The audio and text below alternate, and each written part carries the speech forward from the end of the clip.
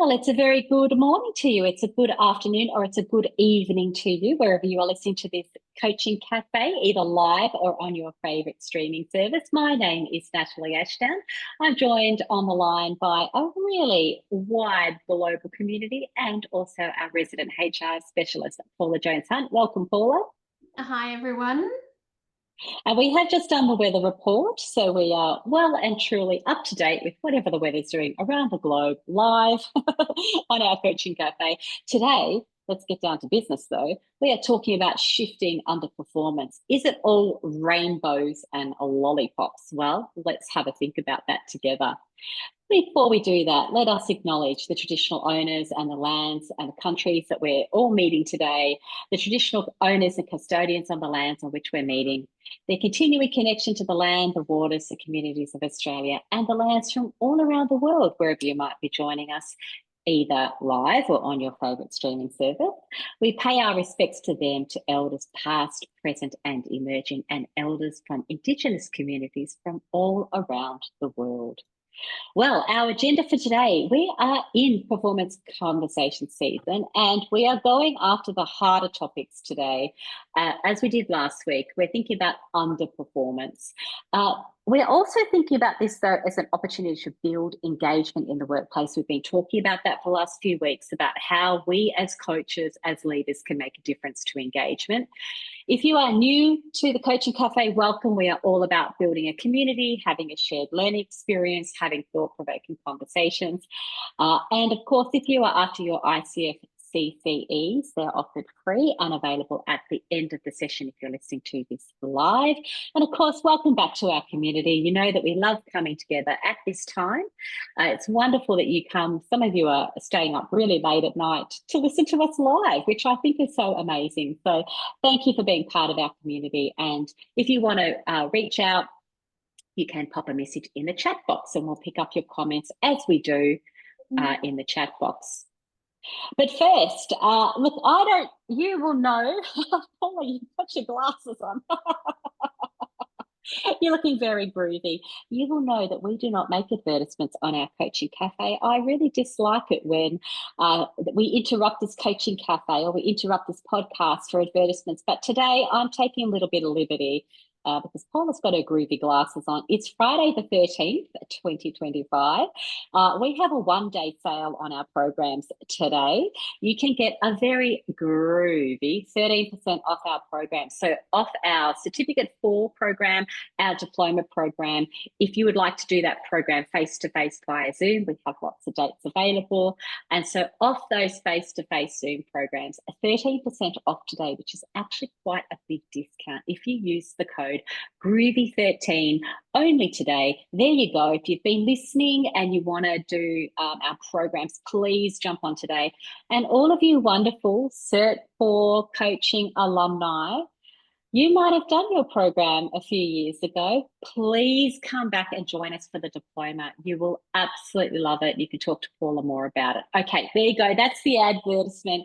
Let's get down to business. Thank you for indulging me. Here we go. So when we were talking about underperformance recently in a workshop, I was delivering our Certificate 4 in Workplace and Business Coaching. We're doing the 5-day program in-house, and invariably we get to this module.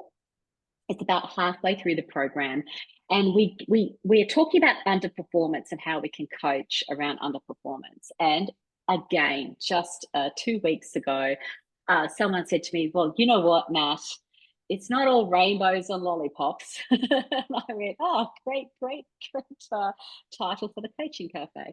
It's not all rainbows and lollipops. What if they are actually underperforming? What do you do then? So we're talking about performance conversations, and what if they are actually underperforming? Let's not, strum guitars, do rainbows and lollipops. What do we do then?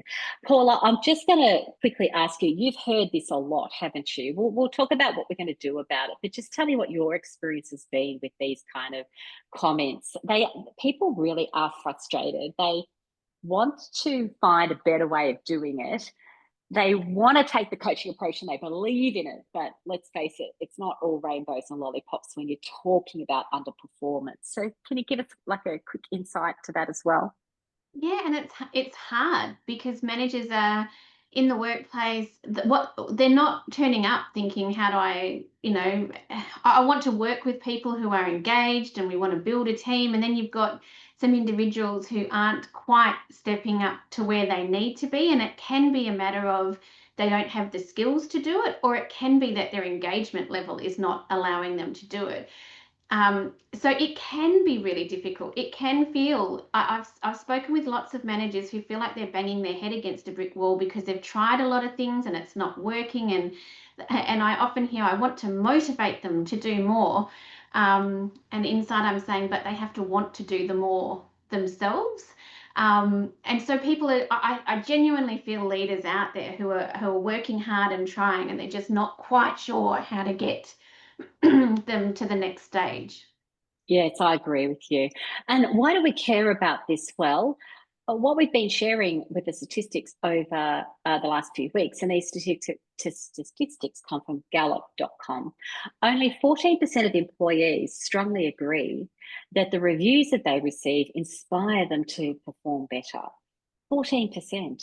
And only 26% of employees strongly agree that they're accurate, those performance reviews. And only a third of people, 29%, strongly agree that they're fair. So we've got concerns about performance reviews that are not inspiring, they're not accurate, and they're not fair. And this is compounded, particularly if a person is not at level. So if they're not performing at the level, then these statistics kind of get even worse. So the person's thinking that they're even more not accurate, even more not fair. So let's have a think about what we can do from a coaching point of view. And what we want to share with you is our two really favorite models to think about this. So what do? We need to take a coaching approach. Well, we know that we need to take a coaching approach. Now, the terms and conditions apply here. We have to take a coaching approach within the boundaries that are set with us for our organization. So the organization will have processes and procedures that we need to follow if we're having to help a person who is underperforming. Now, they call them performance management processes, which we've talked about this over the time. I think everybody should be on performance management because we're managing our high performance, but let's not divert and talk about that today. Um, Everyone should be on a performance plan because that's how we achieve high performance. But what we're talking about here is performance management is typically in most organizations, or counseling, performance counseling if you're in defense or in the Air Force. It's all about counseling that person to do better.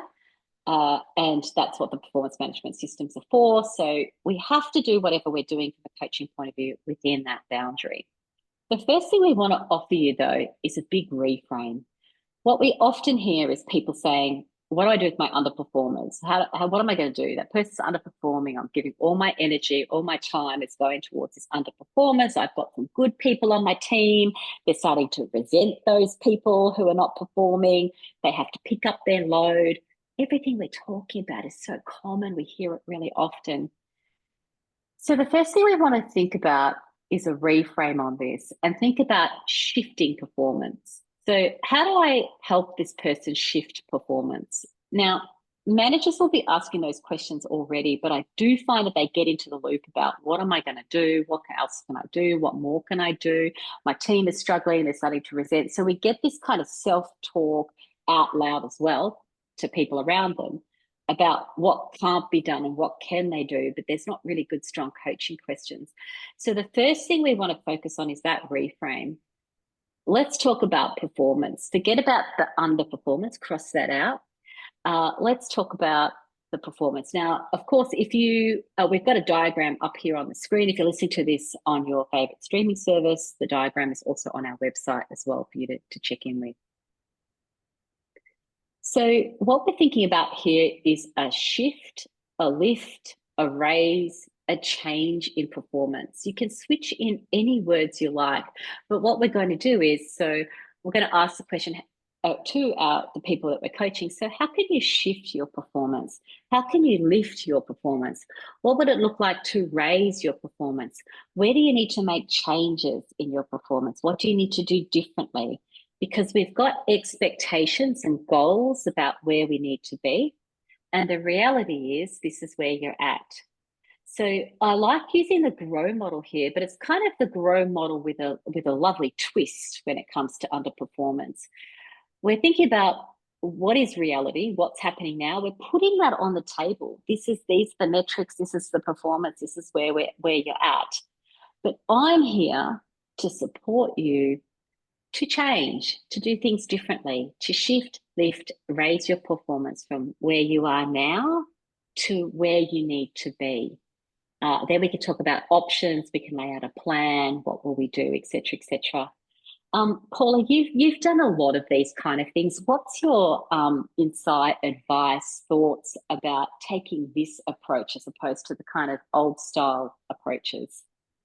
Yeah, I mean, I'm a huge fan of this approach. I really love the idea of reframing it to it's just performance. It's not underperformance because you can use this for anybody. We want to shift, lift, raise, or change anyone's performance. So you don't just use it with the underperformers. So then you've got a consistency of approach across your team. So that's the first thing is that what we're talking about is shifting performance and not just focusing on underperformance. The other thing I like about this is that in old school performance reviews, in order to shift performance, you are focusing on getting to you want to go from zero to perfect performance in a short period of time, which is not actually realistic. So in this model, it's about what's the first step that we need to do, and then you revisit and go, what's the next step that we need to do? So you're raising it step by step rather than going, here's the big beautiful picture we need at the end, and then they don't get there and it feels terrible. Instead, it focuses back and it says, well, what's one thing we can do that will shift your performance in the next period of time? What's the next? And then you go to the next. So I think it breaks it down into really much nicer chunks that are achievable and the person can actually meet, rather than having to go, well, the big picture is if I don't get here, there's an issue. Well, actually, let's not, we that might be where we need to get to, but let's start with the first step. Yeah, it's very important what you're saying there, Paula. And I remember actually when I designed this model on a plane, I was heading over, I think, to Perth at the time, and it really was about there must be a better way. Like it's just things aren't going well in the whole performance conversation space. So, and I was thinking exactly what you're thinking then. What if it was a continuum from where you are now to where you want to be, just a basic, and then, as you say, breaking down that continuum into smaller chunks that are achievable.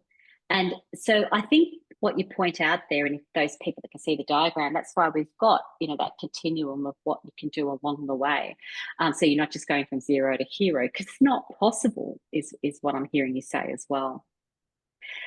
The other thing also then is we get pushback straight away. Like, okay, this is great. You can shift, lift, raise, change, performance. Yes, yes, yes. We'll reframe this. We'll reframe this. But they're not performing. So, so we go, okay, we understand they're not where you want them to be. Can you see the reframe? Even when we come back on this, we still use the reframe. Okay, I understand you're not where they need to be. Let's talk about what's happening now. Let's put it on the table. Let's get clear about where you are now. So this is where there might be a lot of discussion that has to happen about what the actual reality is. Now, if the manager disagrees, what if the person is overrating themselves? Well, you can pull out your metrics and you can pull out your job descriptions and you can pull out the evidence and all of that stuff as well, and go, well, the evidence is the following. This is what reality is. This is what you're saying, but this is what I'm seeing now. So you can have those conversations. The problem is you can get very bogged down in those conversations. What we need to really focus on is where you need to be. Paula, is there anything else you want to add to that before we move on? Because we do, Yeah. even with the idea of this mindset that you and I have talked about, we still get really big resistance because the reality is really tough, is what we're kind of describing here. Yeah, and when there's a difference and someone's overrating them, rating themselves, I would generally lean into. So can you give me some examples of how you have how you what examples you've got that match the rating that you're providing? And then if you're a manager and you've done all your homework, then you can go, well, I've got this example as well where it didn't match that, and that's where I'm pulling this from, so that you've got a better standpoint from. So can you tell me some examples of when you demonstrated that, and if it has to be underpinned by the behaviors or the values of the organization, how did you use or demonstrate the values when you were doing what you delivered? Correct. And we don't want to get into he said, she said, they said conversation. And we don't want to get into these, backwards and forwards defensive conversations. We want to put the evidence on the table, explore the evidence together, and then work out where to from here. So the intention here is really important. And what I also offer to people is they might be coaching, and that the person puts something on the table, and you can actually say, they're saying, but I am performing, I am doing this, I am doing that. And you can say, I acknowledge what you've done so far, and this is where we need to see some change, lift, raise, etc. So we're still going with the, yes, you have done things. It's not that you've done nothing. What we're focusing on now is where you need to be. So you can still come back to that conversation as well. And these are tough conversations. A person can be completely denying that they're not performing in the way that they need to. All sorts of things can be going on. I wouldn't be surprised if sometimes people don't feel like they're in a psychologically safe workplace, that they feel like they're not being heard and listened to, and then they respond with sick leave and absenteeism. All of those things happen. It's there's a lot going on in this space, and at the same time, we still believe that we can help work through. We still believe we can get good outcomes in this way. And I think when you talk about that reality space too, Natalie, it's about where would you like to be. So if we're here, how are you feeling about how you are here? And what would it feel like if you were there? And how can we get to there? Because chances are someone who's underperforming is probably feeling disengaged and all sorts of, and they probably got here over a period of time that might not even be exactly about the time that you've been managing them. That So is true. let's have a look at, if you were in a space, if you were doing the work that you wanted at the level that you wanted to do, what would that look like? What would that feel like? What would we be seeing? What would we be hearing? And then what's the first step to move to get us there? I like all of those coaching questions. Yeah, absolutely. And the question I would put in front of that as well is around my intention. So, and a statement of my intention. So, my intention is to work with you. My intention is to have you feel engaged, as you said, Paula. Have you feel engaged? Have you feeling motivated? I want you to come to work and enjoy your work, etc., etc. So, we're setting our intention around that. And then what I'm inviting the person to do, and I even like these words, and I'm inviting you now to have a conversation with me that helps us get there. Particularly if you know the person's not engaged or not motivated. I like those words. I invite you to have a think about where you want to be, what it looks like, what it's going to feel like, and I want to have those conversations with you.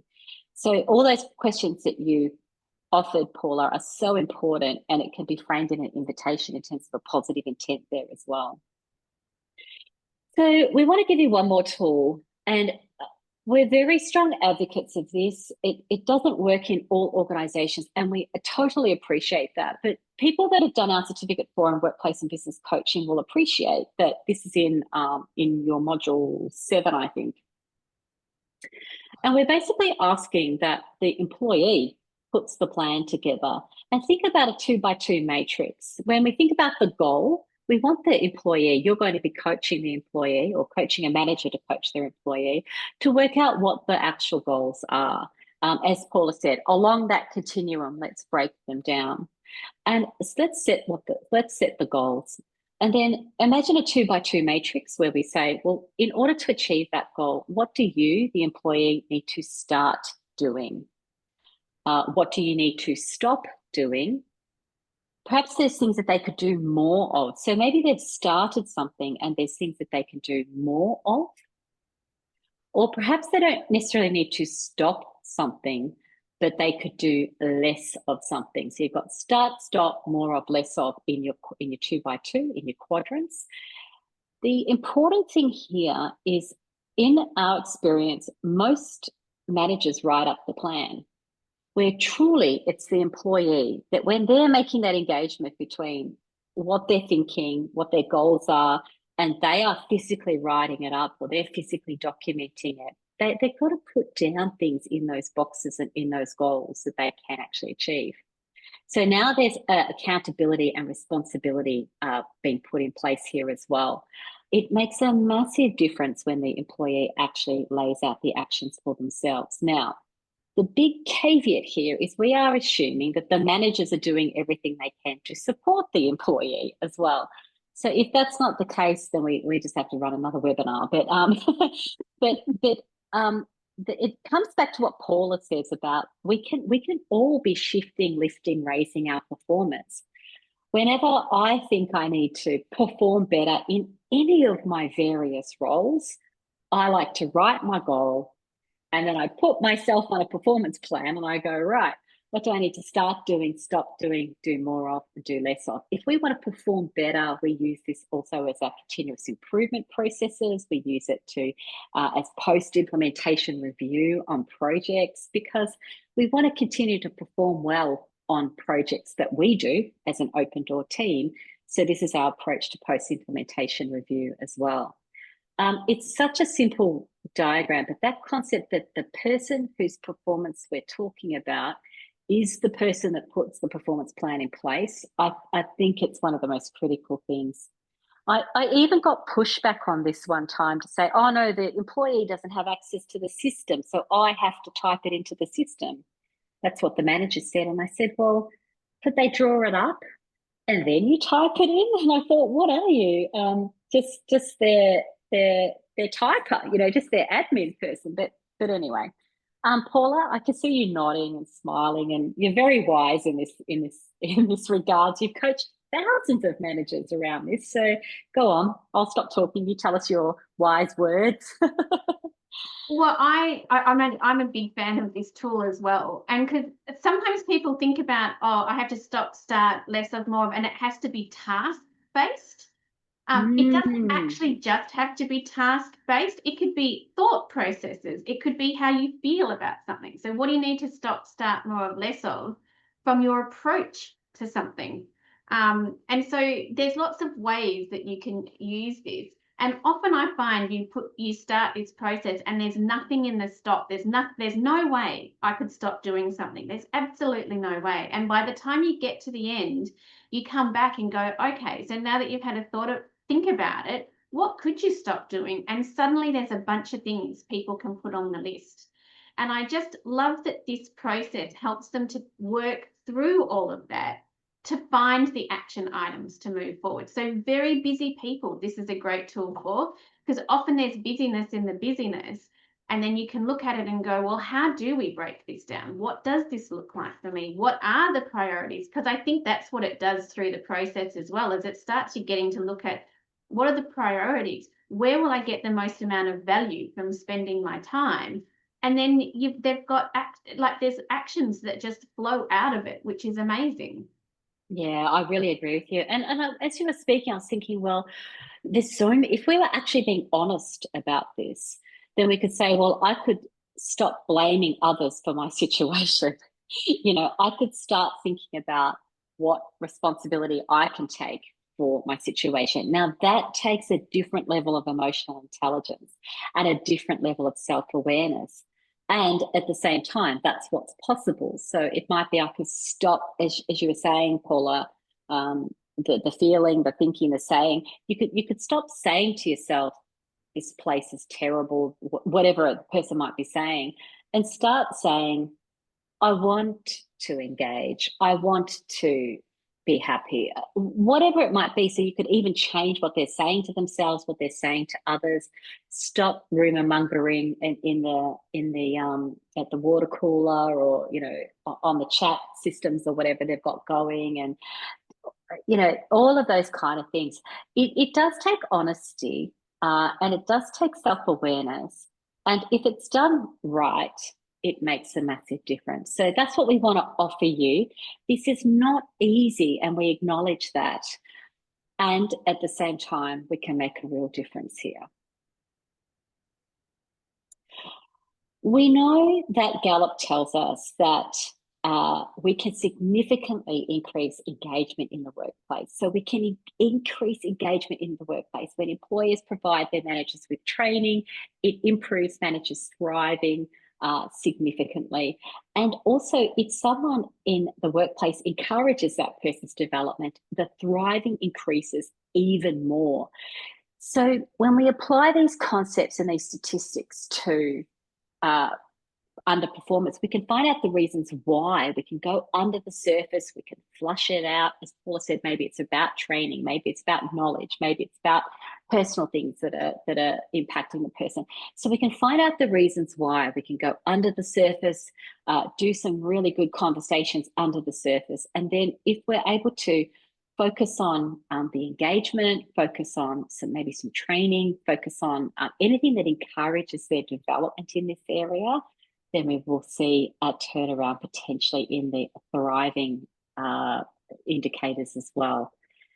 So coaching managers to coach their people, training managers to coach their people, training them to have these difficult conversations and to work through it so that we can get a thriving and engaged workplace. That's what we're all about. All righty. So there you go. One last advertisement for Review 13. If you have done our Certificate 4, come back and do our diploma with it. You will love it. It's on for today. We're feeling very groovy. We've got a discount off our Certificate 4 and our diploma programs. It's the face-to-face programs, not the self-paced programs, I'm afraid, but just the self-paced. Anyway, it's been great to have this conversation with you. We look forward to catching up with you at our next webinar. And we'll say enjoy your coaching and goodbye for now.